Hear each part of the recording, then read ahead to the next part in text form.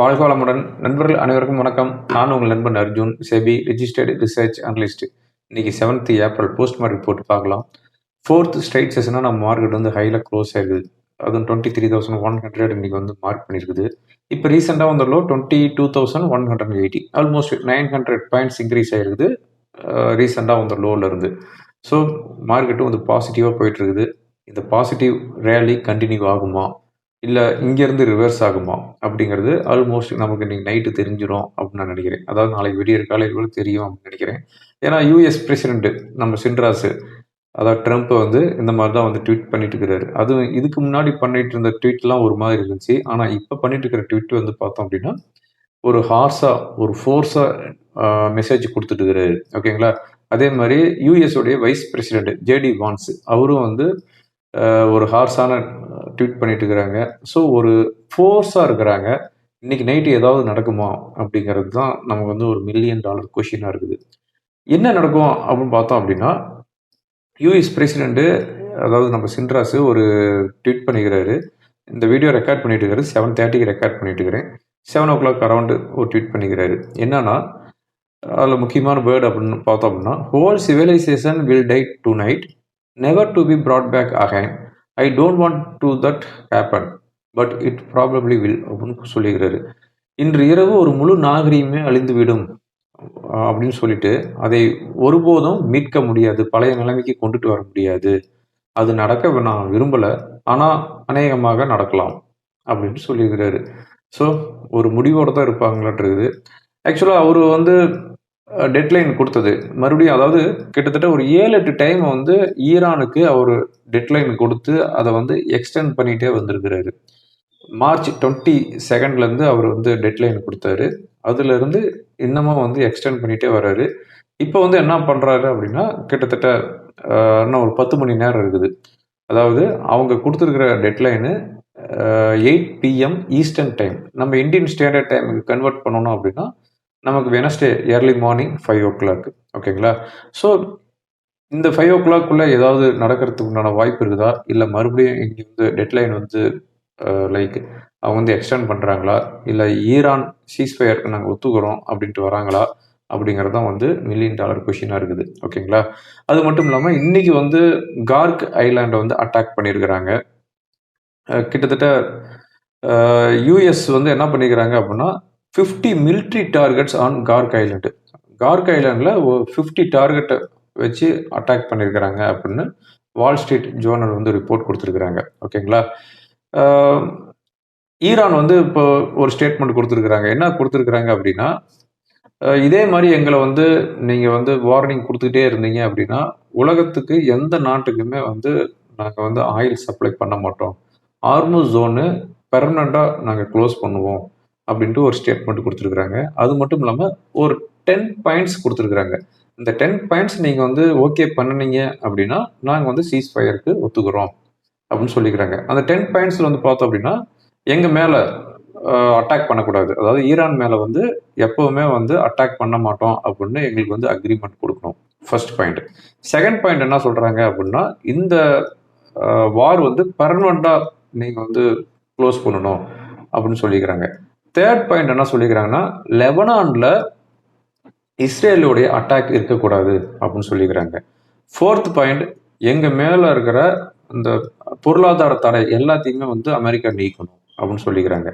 Fifth point என்ன சொல்லிக்கிறாங்க அப்படின்னா, எங்களுடைய நட்பு நாடுகள், எங்களுக்கு சப்போர்ட் பண்ணுற நாடுகளுக்கு எதிராக நீங்கள் எதையுமே பண்ணக்கூடாது அப்படின்னு சொல்லிக்கிறாங்க.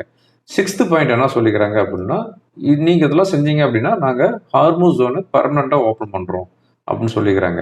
செவன்த் பாயிண்ட்டு, ஒவ்வொரு ஷிப்புக்கும் நாங்கள் வந்து $2 மில்லியன் வந்து கலெக்ட் பண்ணுவோம் அப்படின்னு சொல்லிக்கிறாங்க. எய்த்து பாயிண்ட் என்ன சொல்லிக்கிறாங்க, இந்த $2 மில்லியன் நாங்கள் ஓமனோட நாங்கள் வந்து ஷேர் பண்ணிக்கிறோம் அப்படின்னு சொல்லிக்கிறாங்க. நைன்த்து பாயிண்ட் என்ன சொல்லிக்கிறாங்க, ஹார்முஸ் ஜோன் வழியாக போகிறது எல்லா ஷிப்புக்கும் நாங்கள் வந்து பாதுகாப்பு கொடுக்குறோம், செக்யூரிட்டி கொடுக்குறோம் அப்படின்னு சொல்லிக்கிறாங்க. 10th பாயிண்ட் வந்து இந்த ஹார்முஸ் ஜோனுக்கு கிராஸ் பண்ணுறதுக்கு உண்டான ஷிப்புக்கு நாங்கள் கலெக்ட் பண்ணுற பணத்தை இப்போ நீங்கள் எங்களுக்கு அட்டாக் பண்ணதுனால எங்கள் ஈரானில் வந்து நிறையா வந்து சேதாரம் ஆயிடுச்சு, அதை நாங்கள் வந்து பழைய நிலைமைக்கு கொண்டுட்டு வர்றதுக்கு நாங்கள் வந்து யூஸ் பண்ணிக்கிறோம் அப்படின்னு சொல்லிக்கிறாங்க. ஸோ இந்த 10 பாயிண்ட்ஸ் கொடுத்துருக்குறாங்க. இந்த 10 பாயிண்ட்ஸ் வந்து யூஎஸ் கண்டிப்பாக அக்செப்ட் பண்ண மாட்டாங்க. ஓகேங்களா? ஸோ இன்னைக்கு நைட்டு ஏதாவது சம்திங் நடக்க போகுது. ரொம்ப கேர்ஃபுல்லாக தான் நம்ம வந்து பார்க்கணும்னு வச்சுக்கோங்களேன். ஆனால் லைக் யூஎஸ் பிரசிடென்ட் வந்து டெட்லைன் எக்ஸ்டெண்ட் பண்ணுறதுக்கு உண்டான பாசிபிலிட்டிஸ் இல்லை அப்படின்னு நான் நினைக்கிறேன். ஓகேங்களா? ஏன்னா இப்போ வந்து அவர் கொடுத்துருக்கிற ட்வீட்லாம் பார்த்தோம் அப்படின்னா ரொம்ப ஃபோர்ஸாக கொடுத்துருக்கிறாரு. ஓகே, இந்த கலைப்படத்துக்கு மத்தியில் அதாவது ட்விட்டர்லாம் சம் மெசேஜ்லாம் வந்துட்டு இருக்குது. யூஎஸ் தான் நாட்டோடைய வல்லரசுன்னு சொல்கிறோம். இப்போ அதை வந்து அட்டாக் பண்ணுறதுக்கு வேற எந்த நாட்டுக்கு திறமை இருக்குது அப்படின்னு பார்த்தோம் அப்படின்னா ரஷ்யாவுக்கு திறமை இருக்குது. அவங்க வந்து 25 மினிட்ஸில் யூஎஸை ஒன்றும் இல்லாத பண்ணுறதுக்கு உண்டான ஆற்றல் அவங்க கிட்ட இருக்குது அப்படின்னு சொல்கிறாங்க. அதே மாதிரி சைனா வந்து 30 மினிட்ஸில் அது வந்து யூஎஸை பெர்மனெண்ட்டாக க்ளோஸ் பண்ணுவாங்க. அவங்களுக்கு உண்டான பவர் அதுக்கிட்ட இருக்குது. அவங்களுக்கு உண்டான பவர் இருக்குது. நார்த் கொரியா 45 மினிட்ஸில் பண்ணுவாங்க அப்படின்னு சொல்லிக்கிறாங்க. ஸோ இந்த 3 நாடுகள் மட்டும் தான் வந்து யூஎஸை ஃபுல்லாக வந்து டெஸ்ட் ட்ரைவ் பண்ணுறதுக்கு உண்டான பவர்ஸ் இருக்குது அப்படிங்கிற மாதிரி சொல்லிட்டு இருக்காங்க. பட் இது நமக்கு தேவையில்லாதது. ஜஸ்ட் உங்ககிட்ட நான் ஒரு இன்ஃபர்மேஷன் கொடுக்குறேன். ஓகே, யூஎஸ் மார்க்கெட்டை பொறுத்தவரையும் எஸ்டர்டே என்னாச்சு அப்படின்னு பார்த்தோம் அப்படின்னா யூஎஸ் நாஸ்டாக் இண்டெக்ஸ் 0.6% டவுனில் க்ளோஸ் ஆகுது. டோ ஜோன்ஸ் 0.7%, S&P 500 0.4% ஹையில் க்ளோஸ் ஆயிருக்குது. இன்னைக்கு மார்னிங் ஏசியன் மார்க்கெட் ஜாப்பனீஸ் இன்னைக்கு ஃப்ளாட்டாக தான் க்ளோஸ் ஆகுது. ஹேங்ஸாங் இண்டெக்ஸ் இன்னைக்கு வந்து ஷட் டவுன். ஷாங்காய் இண்டெக்ஸ் ஃப்ளாட்டாக க்ளோஸ் ஆகுது. நம்ம கிஃப்ட் நிஃப்டி ஒரு பெரிய ஒரு சிக்னிஃபிகண்ட் மூவ்மெண்ட்லாம் இல்லை. ஒரு 50 பாயிண்ட்ஸ் 100 பாயிண்ட்ஸ் டவுனில் தான் வந்து இண்டிகேட் பண்ணிட்டு இருந்துச்சு. நம்ம நிஃப்டி ஓப்பன் ஆனது 22,850 ஓப்பன் ஆகிட்டு 22,700 அரௌண்ட் வந்துட்டு க்ளோஸ் ஆனது 23,123 அரௌண்ட் வந்துருக்குது. ஓகேங்களா? ஒரு ஷார்ப் பவுன்ஸ் பேக் லோவில் இருந்து இன்னைக்கு ஃபைனலாக சென்செக்ஸ் 509 பாயிண்ட்ஸ் ஹையில் க்ளோஸ் ஆகுது. 0.69%, 74,616 செட்டில் ஆகுது. நிஃப்டி 155 பாயிண்ட்ஸ் ஹையில் க்ளோஸ் ஆகுது. 0.68%, 23,123 செட்டில் ஆகுது. ப்ராடக்ட் டீசர்ஸை பொறுத்தவரையும் மிட் கேப் 0.2% ஹையில் க்ளோஸ் ஆகுது. ஸ்மால் கேப் வந்து ஃப்ளாட்டாக தான் க்ளோஸ் ஆகுது. கன்சியூமர் டியூரபிள்ஸ், பிஎஸ்யூ பேங்க் இந்த 2 செக்டாரை தவிர மற்ற எல்லா செக்டாருமே வந்து ஹையில் தான் க்ளோஸ் ஆகுது. ஓகேங்களா? ருப்பி பொறுத்தவரையும் இன்னைக்கு 93.01 வந்து செட்டில் ஆயிருக்குது. அதாவது 93லேயே வந்து சஸ்டெயின் ஆகிட்டு இருக்குது வச்சுக்கோங்களேன். Gold $4,650 around. இந்த கோல்டு வந்து எந்த ஒரு சிக்னிஃபிகண்ட் மூவ்மெண்ட்டும் இல்லை. ஒரு 50 பாயிண்ட்ஸ்குள்ள தான் மூவ்மெண்ட்டில் இருக்குது. பிரெண்ட் குரூடு $110 பெர் பேரலுக்கு இருக்குது. யூஎஸ் 10 இயர் பாண்டு வந்து 4.35 இருக்குது. எஃப்ஐஸ் இன்னைக்கு வந்து 8,692 crore வந்து செல் பண்ணிக்கிறாங்க. டொமஸ்டிக் நியர்லி 8,000 crore வந்து பை பண்ணிக்கிறாங்க. இதுதான் போஸ்ட் மார்க்கெட் போட்டு.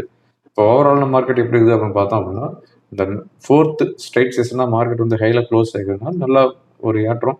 இப்போ வந்து இந்த வார் இன்னைக்கு நைட் என்ன நடக்குதோ அதை பொறுத்து தான் இப்போ இருக்கும். ஏன்னா இப்போ வந்து யூஎஸ் ஃபியூச்சர் நியர்லி 300 பாயிண்ட்ஸ் டவுனில் ட்ரேட் ஆகிட்டு இருக்குது. ஓகேங்களா? ஸோ டெக்னிக்கலாக வந்து எதுவும் ஒர்க் அவுட் ஆகாது. நியூஸ் பேஸ்டு மட்டும்தான் ஒர்க் அவுட் ஆகும். ஓகேங்களா? அதனால ஒரு வேளை இறங்குச்சு அப்படின்னா 22,800 22,500 வரலாம் சப்போர்ட் இருக்கிறதுக்கு வாய்ப்பு இருக்குது. ப்ரீவியஸ் லோ வந்து எக்காரத்தை கொண்டு எப்பவுமே வந்து பிரேக் ஆகக்கூடாது. ஓகேங்களா? ஒருவேளை இந்த ரேலி கண்டினியூ ஆகுது அப்படின்னா 23,200 அது இமீடியட் ரெசிஸ்டன்ஸ். அதுக்கு மேலே போகும்போது 23,500 வரையும் போகிறதுக்குண்டான பாசிபிலிட்டிஸ் இருக்குது. பார்க்கலாம் நாளைக்கு என்ன நடக்க போகுது அப்படின்ட்டு. இப்போ நம்ம பார்த்துட்டு இருக்கிறது நிஃப்டியோடைய 1 hour கேண்டில் பார்த்துட்டு இருக்கிறோம். நிஃப்டியோட 1 hour கேண்டில் பொறுத்தவரையும் இப்போ இருக்கிற ரெசிஸ்டன்ஸ் அப்படின்னு பார்த்தோம் அப்படின்னா இமீடியட் ரெசிஸ்டன்ஸ் 23,200. ஓகேங்களா? 23,200ங்கிறது மார்ச் 27th வந்த ஹை. அதுதான் வந்து இப்போ இருக்கிற ரெசிஸ்டன்ஸு. அதுக்கு மேலே போச்சு அப்படிங்கிற பட்சத்தில் 23,500 வரைக்கும் போகிறதுக்குண்டான வாய்ப்பு இருக்குது. 23,200க்கு மேலே சஸ்டெயின் ஆகிட்டு இருந்துச்சுன்னா இப்போ இருக்கிற சப்போர்ட் அப்படின்னு பார்த்தோம் அப்படின்னா 22,950. அதுக்கு கீழே இருந்துச்சுன்னா 22,850. 22,850க்கு கீழே இருந்துச்சுன்னா 650 வரையும் வரத்துக்குனால வாய்ப்புகள் இருக்குது. பேங்க் நிஃப்டி பொறுத்தவரையும் இப்போ இருக்கிற ரெசிஸ்டன்ஸ் அப்படின்னு பார்த்தோம் அப்படின்னா இதுதான் ரெசிஸ்டன்ஸ் 52,750. இந்த லெவலே தான் வந்து க்ளோஸ் ஆகிருக்குது. ஆக்சுவலாக நமக்கு வந்து வெனஸ்டே இந்தியாவுடைய ரிசர்வ் பேங்க் ஆஃப் இந்தியாவுடைய ஆர்பிஐ பாலிசி இருக்குது. ஆர்பிஐ பாலிசி பொறுத்தவரையும் 5.25% தான் ப்ரீவியஸாக இருக்கிறது. இப்போவும் வந்து அதே தான் வந்து மெயின்டைன் பண்ணுவாங்கன்ட்டு இருக்குது. ஸோ அதனால் வந்து எந்த ஒரு இம்பேக்ட் இருக்க போகிறது கிடையாது.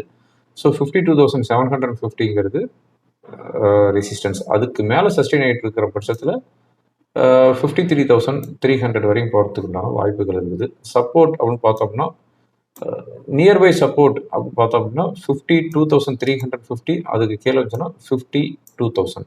ஓகேங்களா? ஓகே ஃப்ரெண்ட்ஸ், இந்த வீடியோ உங்களுக்கு ரொம்ப யூஸ்ஃபுல்லாக இருக்கும்னு நினைக்கிறேன். யூஸ்ஃபுல்லாக இருந்துச்சு அப்படின்னா ஃப்ரெண்டுகளுக்கு ஃபார்வர்ட் பண்ணுங்கள். தேங்க்யூ ஃபார் வாட்சிங். வாழ்க வளமுடன்.